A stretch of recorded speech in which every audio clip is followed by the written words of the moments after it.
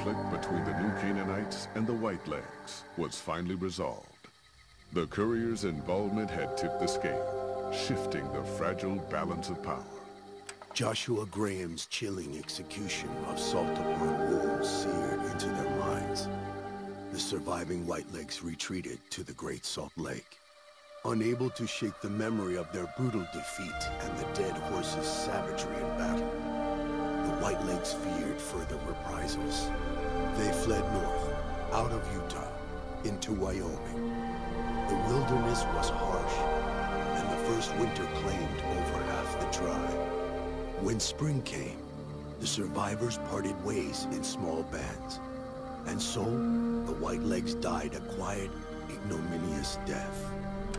The Sorrows fought beside Joshua Graham and the dead horses, eradicating the threat the Whitelegs posed to Zion, watching as the courier encouraged Joshua Graham to execute salt upon wounds. The Sorrows learned that New Canaan offered no mercy to the wicked. The Sorrows' transformation from a peaceful, timid tribe into a merciless, warlike people broke Daniel's heart. Over time, the Sorrows became ever more ruthless in their dealings, even with each other. Daniel traveled to and fro between the New Canaanites and Zion, continuing to plead for a return to the old ways whenever he visited.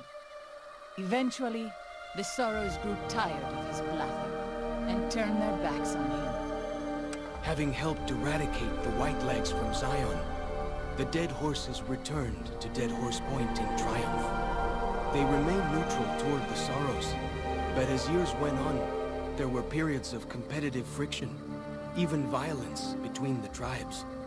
The New Canaanites, Daniel especially, intervened regularly as mediators, but found it difficult to reconcile the tribe's conflicts. The defeat of the Whitelegs in Zion marked a turning point in the fortunes of the Happy Trails Caravan Company. Every 2 months, the caravan met with the New Canaanites in Zion Valley to trade. Happy Trails soon returned to prosperity.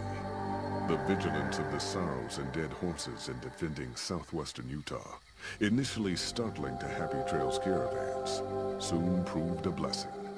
The tribes united against the 80s, driving them back from Highway 50, and thus opening yet another trading route for Happy Trails caravans. Follows Chalk took the courier's words to heart and decided that he would behold the sights and sounds of distant lands with his own eyes and ears. After returning to Dead Horse Point, he quarreled with his family and other tribe members about his ambitions. One morning, they awoke to discover that Follows Chalk had set off alone, westward, into the wilderness.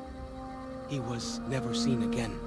With the Whitelegs crushed, Joshua Graham led the Sorrows and dead horses in tearing apart and burning the corpses of their enemies. He set about training his army in the way of the Canaanite, and soon the New Canaanites and tribes of Zion were feared well into the Mojave.